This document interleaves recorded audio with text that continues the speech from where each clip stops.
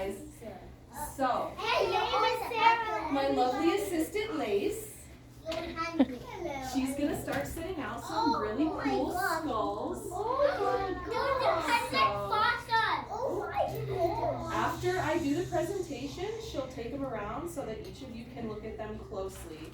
So cool. Yeah, there's a few different sort of things. So, Okay, eyes on the board.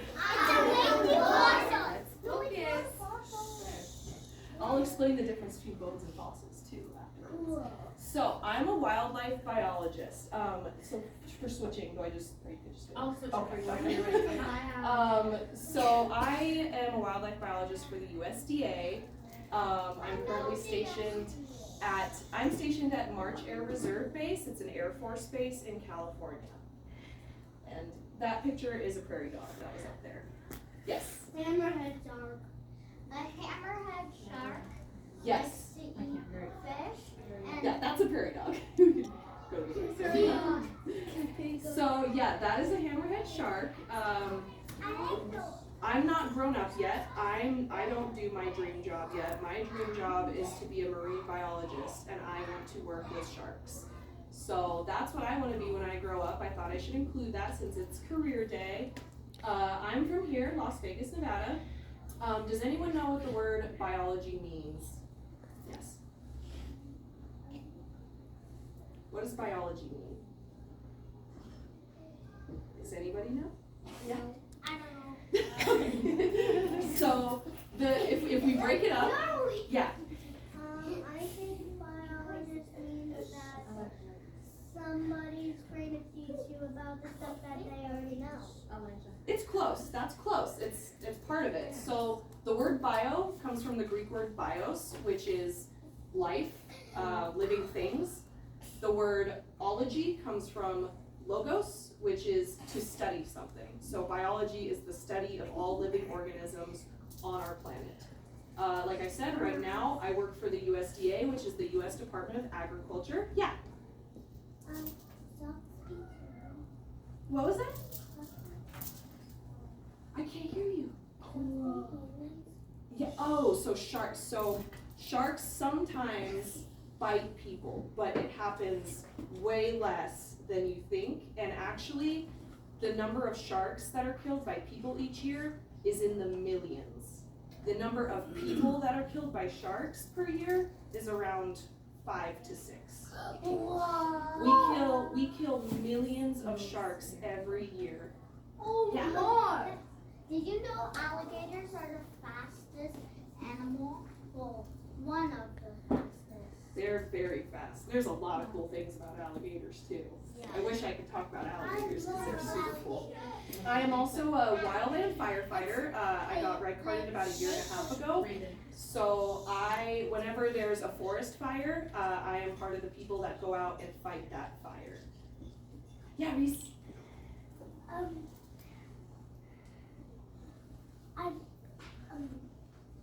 Did you get nervous?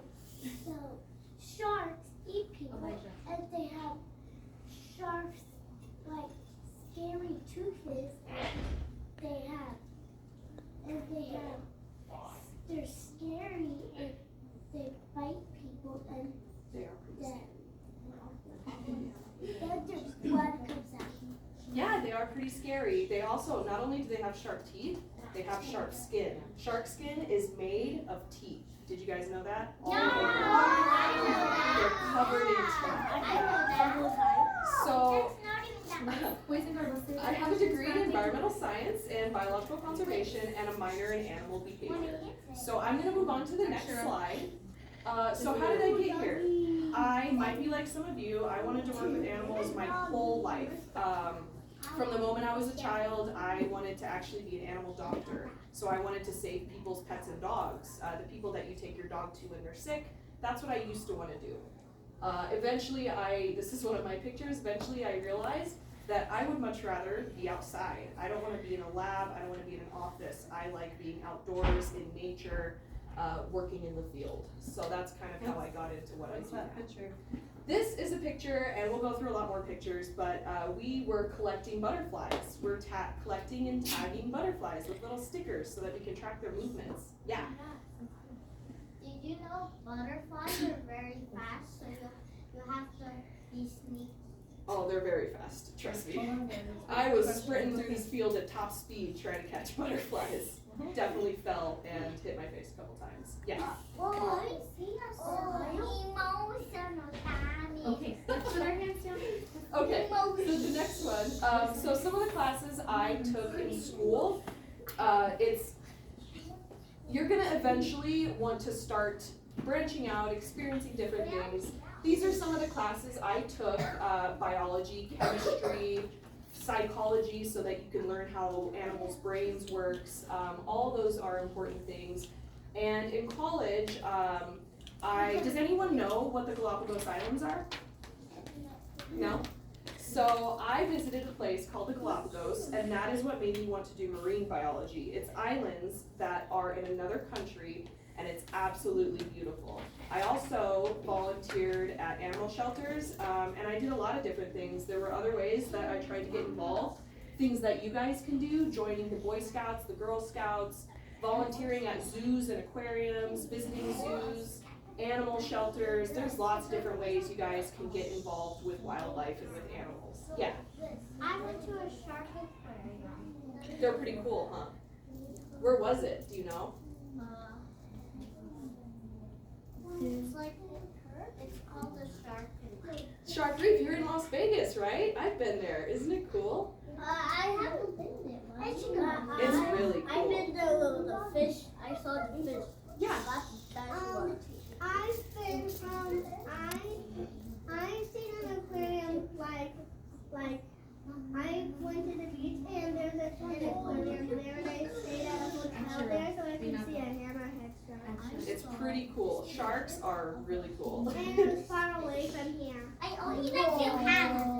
Yeah, hammerhead sharks are definitely one of my favorites. How many nights they used to hammer today? Let's keep our hands down because at the end you'll get to ask Yeah, her we'll get her lots all of the things. questions time. Otherwise, we're gonna run out of time to look at all the cool stuff that she brought. Okay, so hands down. So moving on, my first few jobs, I worked at PetSmart. I don't know if you guys have been to PetSmart. It's where they sell all the toys for dogs and cats. I worked for the Nevada Department of Wildlife, and we started doing some field work outdoors. We were swimming around in lakes, counting fish, things like that. And then I went on to work for the U.S. Fish and Wildlife Service in Denver, Colorado, and that's when we did things like count animals at night. We would drive around at night and use flashlights to count things like bison and ferrets and a bunch of different things.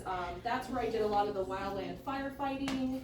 And we would do wildlife rescues and emergency, if an animal was hurt or injured or stuck somewhere, we would help that animal and relocate it to a safe place or get the help medically that it needs. So these are some of the pictures from my time with U.S. Fish and Wildlife Service. That is a prairie rattlesnake. And we had to relocate rattlesnakes because they often were dangerous to people.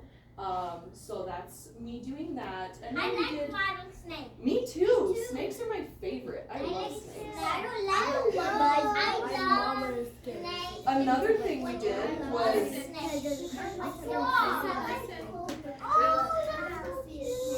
Boys and girls.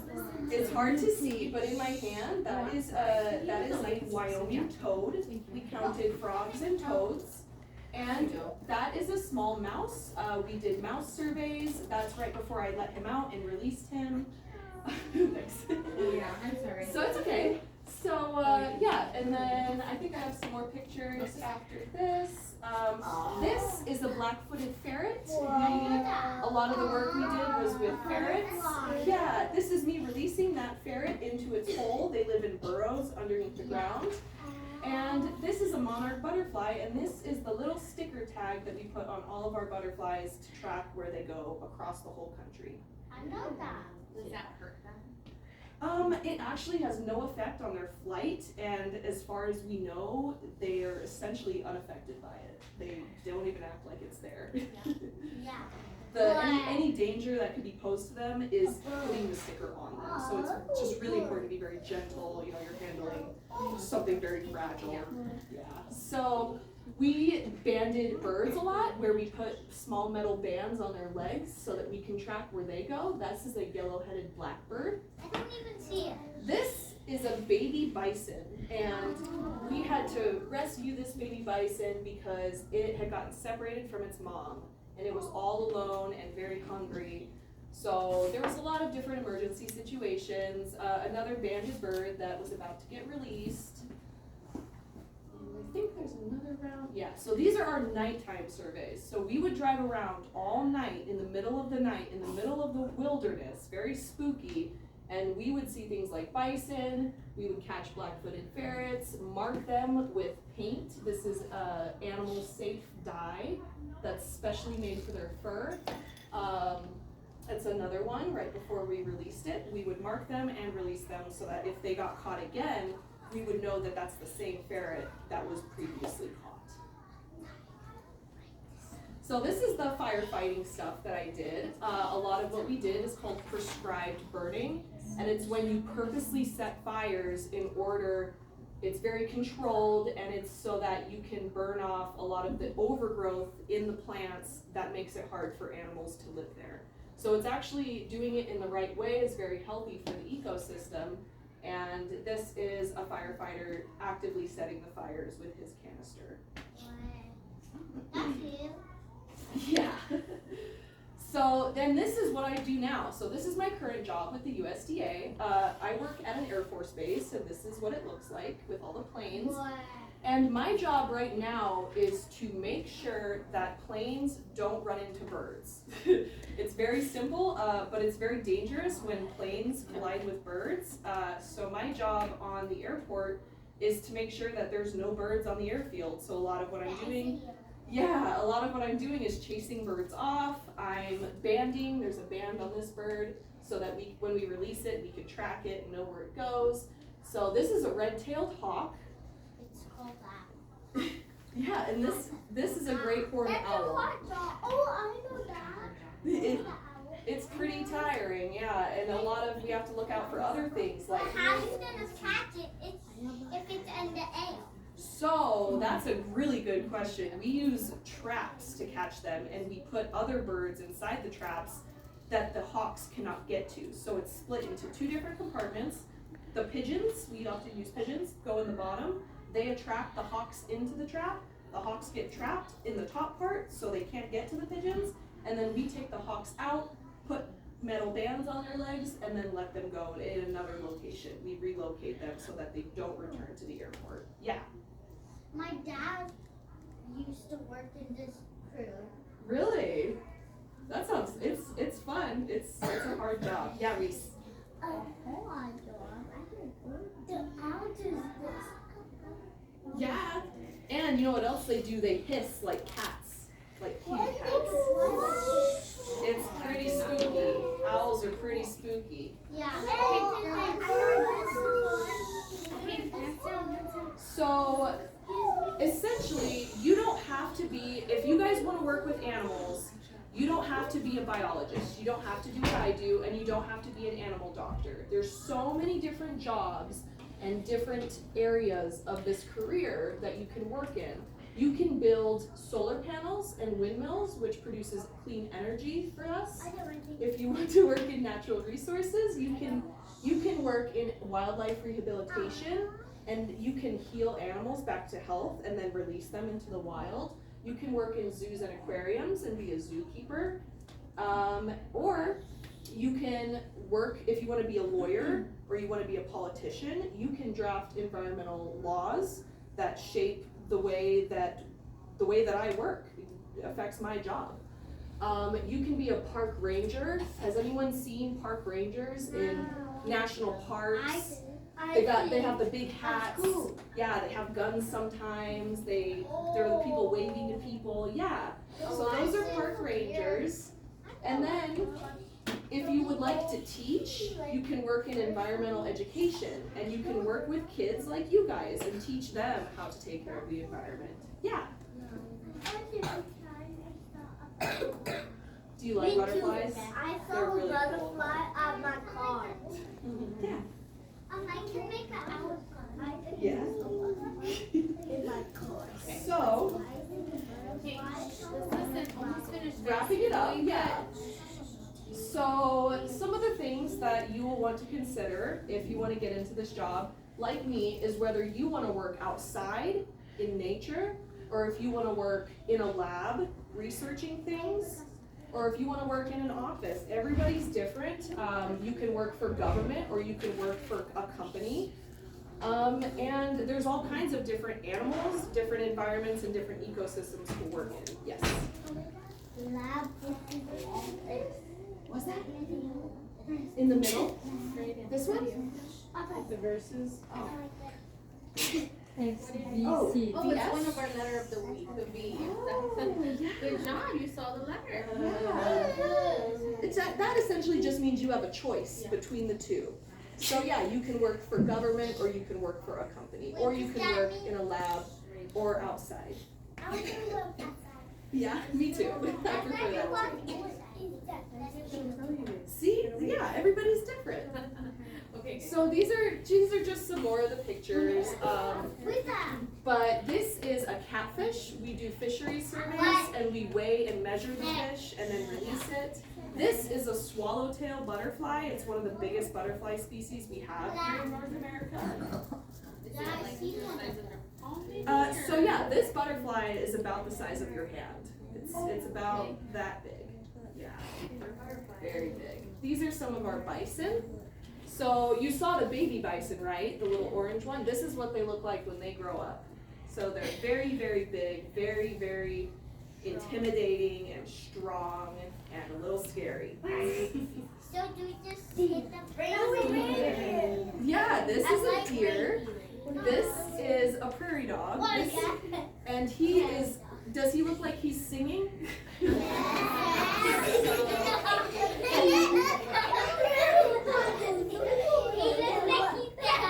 He's dancing, yeah.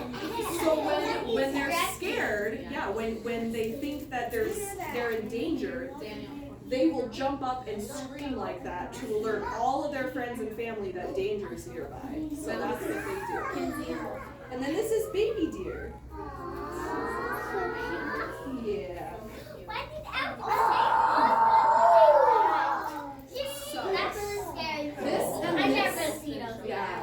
These two are red-tailed hawks, and this is a burrowing owl. They are, I believe, the smallest species of owl we have here in North America. They're about this big. These little tiny owls. And they live in the ground. The ground.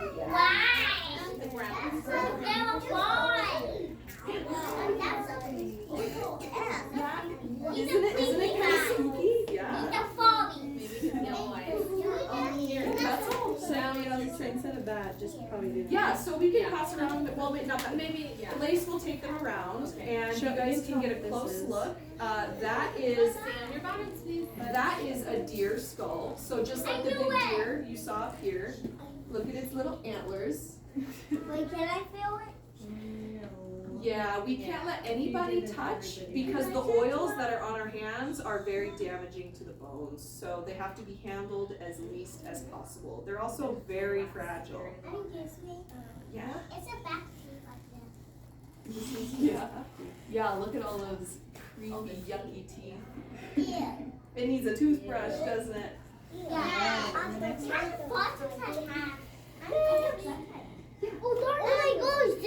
a fossil. What is that? Oh, So this is a bison horn. Remember I showed you the big scary bison? Yeah. So this is their horns, and it's actually. It died, so you cut it off? I didn't cut it off. So when a bison dies, this is actually the covering that goes around their horns. When they die, this just comes right off. It just falls off. So if you find a bison who has passed on, sometimes those will just come right off. Inside. Yeah, it's hollow on the inside. I didn't see. Oh, bacon. That's so cute. That's not even. That's so cool. Yeah, but it looks like mud. Isn't it? Yeah, but it's in another fossil. Oh, that's a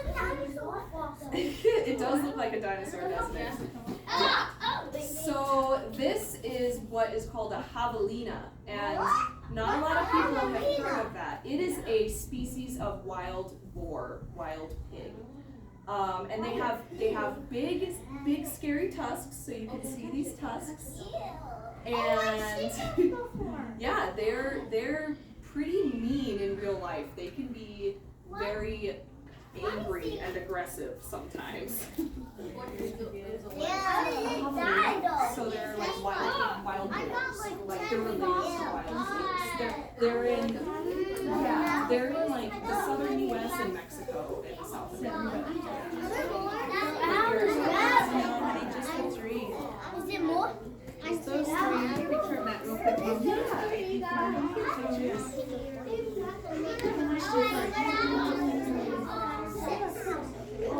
I think there's some that you can still buy and you can raise them from caterpillars. That's really fun. I've done it.